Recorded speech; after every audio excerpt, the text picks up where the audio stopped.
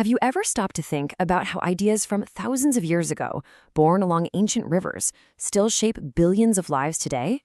We're about to jump into three of them: Hinduism, Buddhism, and Judaism. And wow, do they have some different answers for life's biggest questions?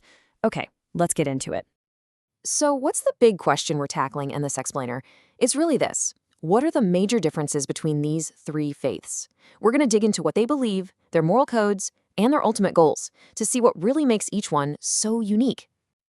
All right, our story kicks off where so many great civilizations began, right on the banks of mighty rivers. You know, these places, like the Indus and the Tigris-Euphrates, weren't just good for farming. They were also these incredible incubators for huge new ideas about our place in the cosmos. We're going to start our journey right here, in the Indus River Valley in ancient India. This is the spot where two absolutely monumental belief systems popped up, each with a completely different take on what existence is all about. First up, let's talk about Hinduism. This is one of the world's oldest living religions, and what's wild is that it doesn't have a single founder. Its roots go so deep, they're basically woven into the culture of India itself. And it all revolves around this idea of a never-ending cycle. At its very core, Hinduism is a kind of quest. It's this deep search for a perfect understanding of everything, a way to connect with the ultimate reality that this symbol, Om, represents, and to finally break free from the cycle of the human world. And that state of perfect understanding, it has a name: moksha.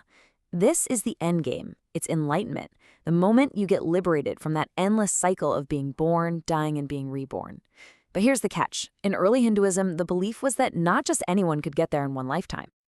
And that's where the caste system comes into play. We're talking about a super rigid social ladder. The thinking was that only the people at the very, very top, the Brahmins, who were the priests, had a shot at achieving moksha in their current life. Everybody else? Well, they were on a much, much longer journey. So, how do you climb that ladder? Well, the idea is that you have to fulfill your dharma. That's your sacred duty based on your caste. And you have to rack up good karma through your actions. If you do that, your soul could be reborn into a higher position in the next life, bringing you one step closer to the ultimate goal of moksha. Now, there are literally thousands of gods in Hinduism, but these three are the big ones: Brahma, the creator; Vishnu, the preserver; and Shiva, the destroyer. They kind of represent the entire cosmic cycle of life. And it's from this whole spiritual world that our next religion is going to appear. So, right there in ancient India, with all these ideas swirling around, a new philosophy starts to take shape. It shares some of the same DNA as Hinduism, for sure, but it offers a totally different road to enlightenment. This quote from Buddhist scripture kind of gives you a hint. See how the focus isn't on your social rank or your duty to your caste. It's all about your internal state of mind. It's about looking inside yourself, not at what other people have. The person who started this whole new way of thinking was Siddhartha Gautama. He was born a prince, totally sheltered from anything bad. But then, at age 29, he leaves the palace, sees real-world suffering for the first time, and it changes everything. He spends years searching for a way to end it, and finally, after meditating, he has his breakthrough. He achieves enlightenment and becomes the Buddha, the enlightened one. So here's the absolute game changer. Buddhists, just like Hindus, believe in reincarnation and the goal of enlightenment. But, and this is a huge but, Buddhism threw the caste system right out the window. The teaching was that anyone, whether you're a king or a peasant, could reach enlightenment in this lifetime. That was a revolutionary idea. And the Buddhist core teaching is structured almost like a doctor's visit. First, the symptom. Hey, life is full of suffering. Second, the diagnosis. The reason we suffer is because of selfish desire. Third, the good news. There's a cure. You can end suffering if you can end desire. And fourth, the prescription. Follow this thing called the Eightfold Path.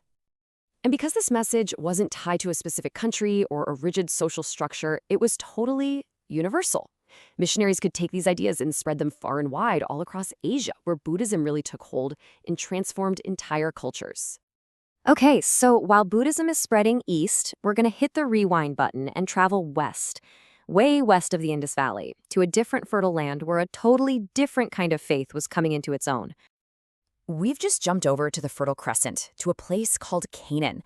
This is the birthplace of the Hebrew people and their incredibly unique belief system, Judaism, a religion that would end up having a gigantic impact on the entire Western world. Now, the key to understanding Judaism is this one powerful idea: the covenant. You can think of it like a sacred promise or a contract between God and the Hebrew people. In a world full of gods for every city and every river, this idea of a personal agreement with one single, all-powerful God was, well, it was completely new. And this whole idea gets locked in through two huge stories. First, God makes a deal with a man named Abraham, basically saying, "I'll protect your people if you all obey me." Then, centuries later, after the Hebrews have become slaves in Egypt, God makes a new covenant through Moses. He gives them the 10 Commandments, a moral code to live by, in exchange for their freedom and his protection. So this entire history, all these laws, this whole story of a special relationship with one God, it was all written down in their holy book, the Torah.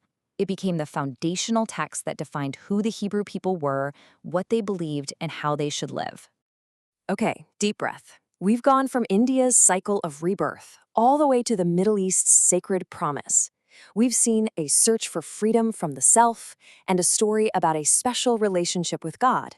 So let's put it all together and finally answer that big question we started with. And here it is, all laid out. On one hand, you have Hinduism, with its many gods where the law of karma steers you toward that ultimate goal of moksha. Then you have Buddhism, which kind of sidesteps the gods to focus on an internal path, the Eightfold Path to achieve personal enlightenment. And finally, you've got Judaism's strict belief in one God, where the goal is to live a moral life of obedience, guided by the 10 Commandments. 3 ancient river valleys, 3 profoundly different answers to the question of how we're supposed to live. So that leaves us with one last thing to chew on. You've got a cycle of duty, a path of self-denial, and a life of obedience. How do these ancient blueprints for living still influence our world, our cultures, and maybe even our own search for meaning today? That's a question worth thinking about.